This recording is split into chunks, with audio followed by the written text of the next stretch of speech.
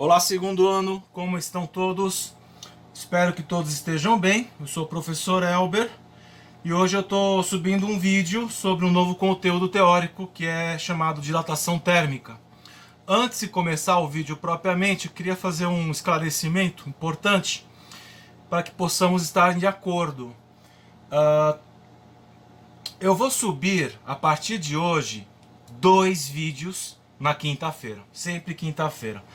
Um vídeo com conteúdo teórico novo, que é esse vídeo aqui é o caso, e o outro vídeo seria associado à correção da atividade da semana anterior. No caso, hoje eu vou estar subindo um vídeo com a correção dos exercícios de propagação de calor. Certo? Isso é muito importante para que vocês tenham uma retroalimentação, né? De como é que estão indo no trabalho, se estão acertando, se estão indo bem ou não. Tá certo? É como fazemos em sala de aula, que eu corrigi os exercícios com vocês. Tudo bem? Acho que é isso então. Vamos começar com dilatação térmica, beleza? Sim, tava me esquecendo.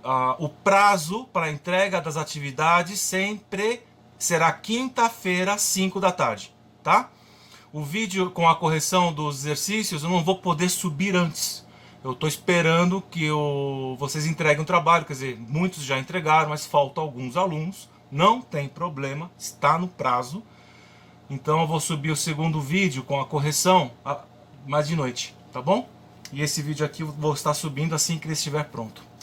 Tá bom, gente? Vamos lá então, dilatação térmica. Vou começar. Tem 3 tipos de dilatação térmica. Uma delas é chamada linear. Eu tenho a superficial e a volumétrica. A ideia das 3 é a mesma. O tratamento conceitual é igual. Eu vou começar com a linear. Suponha que eu tenho uma barra metálica, certo? E como sabemos, a matéria está feita de átomos. E como sabemos, os átomos estão vibrando. Eles não estão quietos, não? Eles têm um modo de vibração. E essa vibração depende da quantidade de energia térmica que esse corpo possui, certo? Aumento a energia térmica, ou seja, a matéria vai ter que guardar essa energia em algum lugar, então os átomos começam a vibrar mais. Se diminui a energia térmica do corpo, ou seja, coloco ele no refrigerador, eles passam a vibrar menos. Agora bem, quando o átomo vibra mais, o que acontece? Ele vai começar a ocupar mais espaço, certo? Agora imagine os milhões e milhões de átomos dentro dessa barra. Eu pego essa barra aqui, suponha que ela tenha um comprimento inicial, vou chamar de L0, certo?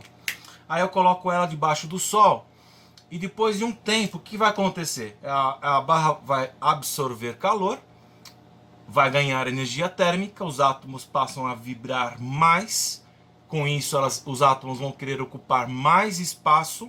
E o efeito macroscópico, ou seja, o efeito visível que eu vou ter chance de ver, é que a barra vai aumentar de comprimento. Esses aumentos são muito pequenos, hein? Fiz uma figura aqui de maneira um pouco exagerada, mas eles são... Vamos ver daqui a pouquinho. Ó, suponha que o comprimento final seja L, então a barra aumentou de tamanho de um ΔL. Tá certo? Bom, do que depende essa dilatação? A dilatação da barra vai depender, primeiro, do comprimento inicial da barra. É claro que quanto maior é o comprimento inicial dela, mais átomos, certo? Enquanto mais átomos vibrando mais, todos eles vão querer ocupar mais espaço, então a variação do comprimento da barra vai ser maior. Então a dilatação é uma grandeza física diretamente proporcional ao comprimento inicial da barra. É claro que também vai ser diretamente proporcional à variação de temperatura, né? Quanto mais eu aumento a temperatura, mais energia a barra recebe, mais os átomos vibram, mais vão querer ocupar espaço. Então, quanto maior a variação de temperatura, maior será também a dilatação térmica. E há uma terceira dependência que a dilatação térmica tem, que é uma constante, que vamos chamá-lo de alfa. Esse alfa é chamado constante de dilatação térmica.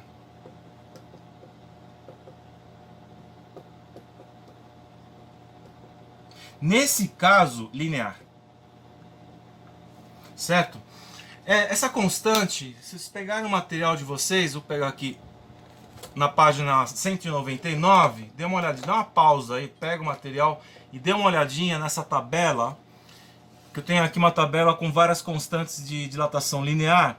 Eu tenho na coluna da esquerda vários materiais. Você vê que colocam água, vê que é claro que os líquidos também dilatam. Os líquidos também dilatam, parece nome de filme, né? Chumbo, ferro, vidro, pirex, diamante, cobre, tijolo maciço, que é o barro, não? O tijolo feito de barro também tem dilatação. E do lado direito eu tenho os valores dos coeficientes de dilatação. Antes de... É importante dar uma olhadinha nesse 10 a menos 6 aqui. Aquilo que eu estava falando agora. A dilatação térmica de um corpo, ela é bem pequena, mas ela é mensurável, se pode medir, tá? Esse 10 a menos 6 está dizendo isso, precisamente. Aí você vê que a água, a dilatação linear dela é de 152 graus Celsius a menos 1, não? Vou pegar aqui berílio, 12, quer dizer, o berílio dilata menos que a água. Vou pegar aqui a grafite aqui embaixo, de 4 a 8, que esse coeficiente pode variar conforme a temperatura também, não? Quer dizer, eu disse constante aqui, mas na verdade não é precisamente uma constante, ele tem uma variaçãozinha aí, então essa tabela está contemplando isso. Tudo bem? Então é importante ver nessa tabela que cada material tem um coeficiente de dilatação linear específico, certo? Bom, vou pegar essa equação aqui e vou colocar lá aqui em cima. Delta L, L0, alfa, delta T, beleza? De que é delta L? Delta L é a variação, certo? Do comprimento. O comprimento final da barra menos o comprimento inicial. Lembrando que o triângulo aqui não é um triângulo, é uma letra grega, chama-se delta, e se usa na física para representar uma variação, sempre, como delta T aqui da temperatura, tá certo? Então, ΔL é o comprimento final da barra dilatada menos o comprimento da barra sem sofrer dilatação. É igual ao comprimento inicial, alfa delta T. Passo o L0 para o outro lado, é negativo, vai ficar positivo. Então vai ficar L0 mais L0 alfa delta T. E agora eu vou colocar esse L0 aqui em evidência. Então como é que fica? Ponho ele para fora, abro um parênteses, L0 dividido por L0 dá 1. Aqui é mais L0 alfa delta T dividido por L0 vai cancelar aqui, certo? Vai ficar alfa delta T. Então essa é uma equação que já me dá direto qual é o comprimento final de um corpo que sofreu uma dilatação. Qual a diferença das duas equações? Vou grifar essa aqui de cima também. A primeira dá o quanto a barra dilatou e a segunda equação dá o valor do comprimento da barra dilatada. Dá para ver a diferença? Certo? O alfa está aqui, alfa está aqui. Certo? Bom, aqui acontece uma coisa. A barra, ela sendo material físico, ela é tridimensional, certo? Ela tem uma área de secção transversal. Tipo, vou fazer um desenho aqui do lado, uma área, certo? Ela tem um comprimento dela e tem o volume dela também, certo? Mas o que acontece aqui é que quando, dado que a dilatação depende do comprimento inicial, e dado que a área de secção transversal, que essa área aqui é muito menor do que o comprimento, a dilatação que vai ocorrer na área é mínima. Então é desprezível. Por isso eu chamo dilatação linear. Quando o corpo tem uma forma tal que o comprimento é um valor muito maior do que as demais dimensões dela, que seria a área de secção transversal e o volume, tá certo? Então por isso que se chama-se linear. Daí está a diferença para a dilatação superficial e volumétrica, que vamos ver agora. Beleza? Bem, a dilatação superficial, como o próprio nome diz, ela está avaliando a dilatação de uma superfície. Ela ocorre quando um corpo, por exemplo, uma chapa metálica quadrada, quando ela é exposta a uma fonte térmica, o que acontece? A dilatação não vai acontecer só no comprimento, acontece também na altura. Então, ou seja, a área da chapa vai aumentar, certo? Vou chamar a área inicial de S0.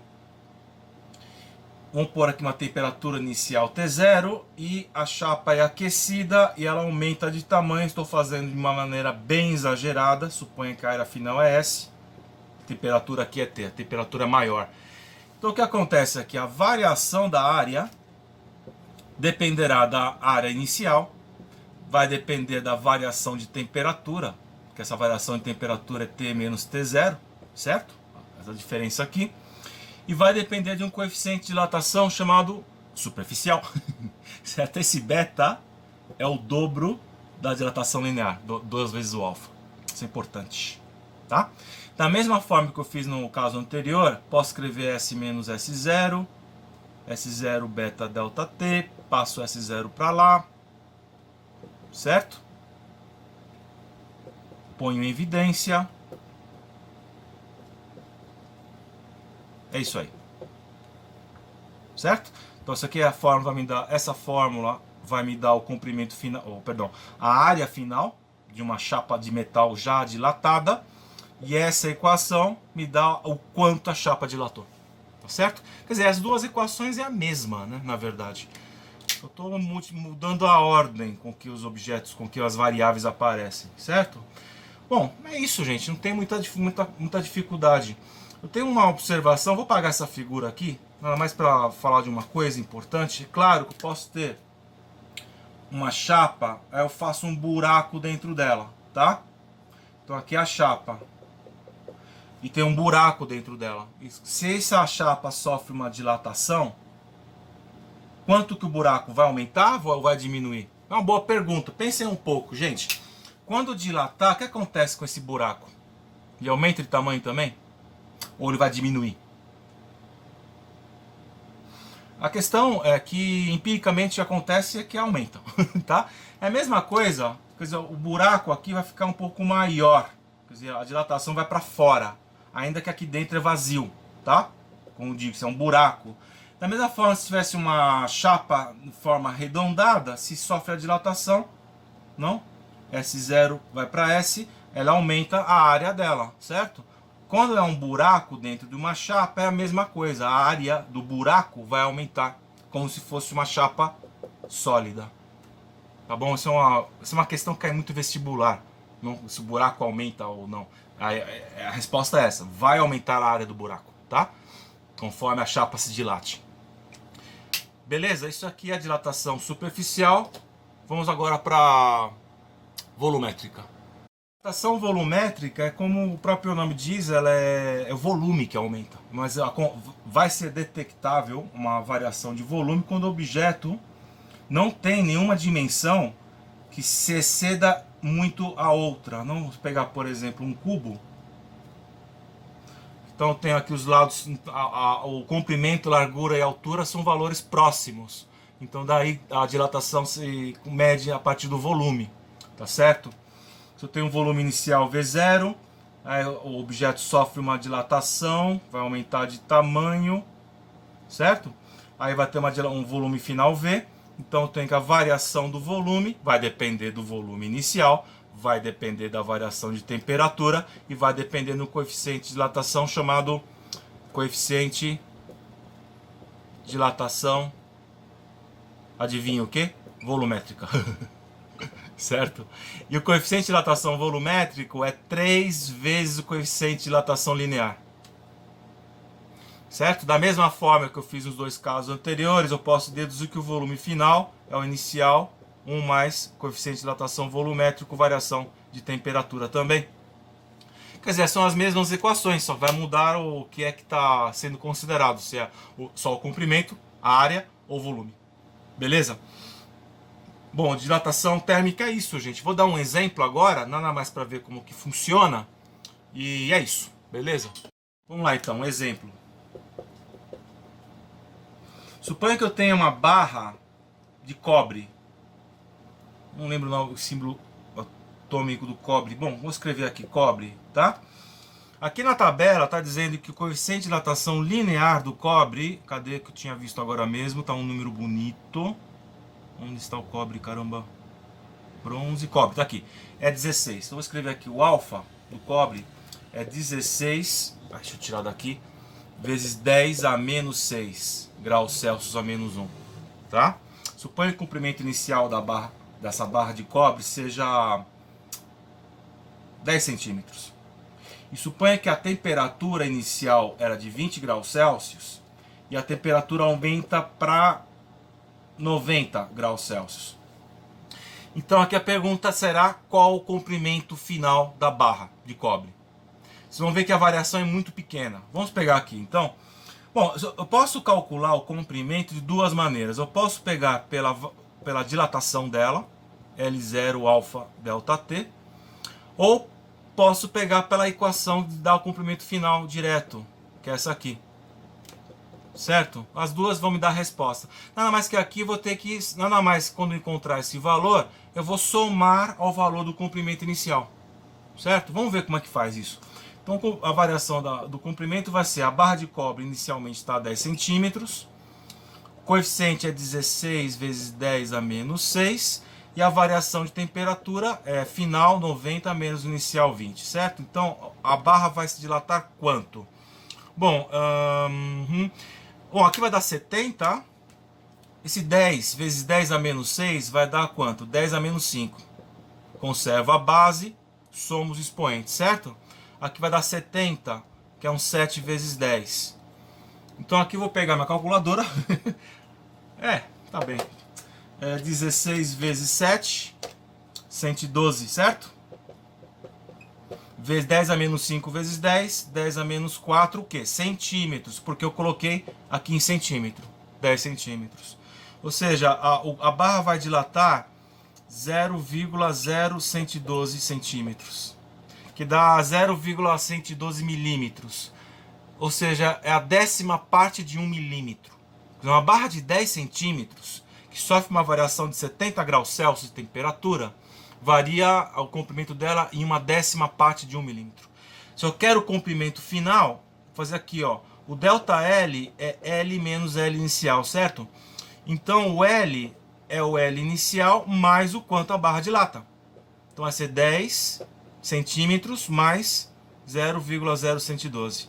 Ou seja, o comprimento final é 10,0112 centímetros. Tá certo? É claro que agora, pegar um segundo exemplo, vou pegar uma barra de cobre de novo e já vou terminar, tá? Beleza, gente? A aula é curtinha. Em vez de ser uma barra de cobre, vamos supor que agora eu tenha uma chapa de cobre, tá? Uma chapa, assim. Vamos supor que a área inicial dessa chapa vale 100 centímetros quadrados, tá? Temperatura inicial dela, vamos deixar igual os valores, era 20 graus Celsius e o final era 70, não, 90. Vou deixar os mesmos valores de variação de temperatura. E a pergunta é qual a área final da chapa. Então, como é que a gente faz isso? A variação da área, a área inicial, coeficiente de dilatação superficial, muda aqui, é o beta, variação de temperatura. Esse beta, vou escrever aqui do lado, é 2 vezes o alfa, certo? Então a variação da área vai ficar como? A área inicial que vale 100, o coeficiente de dilatação linear é 16 vezes 10 a menos 6, então vai ficar 2 vezes 16, 10 a menos 6, porque eu multipliquei por 2 aqui, porque eu quero o coeficiente de dilatação superficial, certo? E a variação de temperatura, vamos pôr direto aqui 70. Acabou, gente, aqui. Variação da área vai ficar como? Tem que fazer essa conta. Vou fazer aqui rapidinho. Vai dar 7 vezes 16 vezes 2, certo? 224. Agora eu vou resolver as potências de 10. Aqui tem um 10, aqui tem um 1000. 10 a menos 3, certo? Tudo bem? Então a variação vai ficar 0,224 centímetros quadrados, porque eu pus centímetro quadrado no 100. Então fica centímetro quadrado aqui embaixo também. A área final vai ser a área inicial mais o quanto ela se dilatou, né? Então a área final, a área inicial que era 100, mais 0,224. Então a área final, 100,224 centímetros quadrados. Se fosse, por exemplo, em vez de uma chapa, fosse um sólido, então aqui em vez de beta entraria o gama, e o gama eu multiplico 3 vezes o alfa, certo? É muito comum em problemas de vestibular que pede dilatação térmica, ele dá uma chapa, mas nos dados ele oferece só o coeficiente de dilatação linear. Aí você tem que buscar por essas relações aqui. Beleza, gente? Bom, espero que eu tenha ajudado vocês. Eu já tenho exercícios selecionados, eu vou deixar na mensagem indicado. E agora os exercícios tem que fazer até quinta da semana que vem às 5 da tarde, tá certo? Acho que são 4 ou 5 exercícios, são 4 exercícios, pouquinho, beleza? Bom, gente, é isso aí então, e até a próxima. Tchau!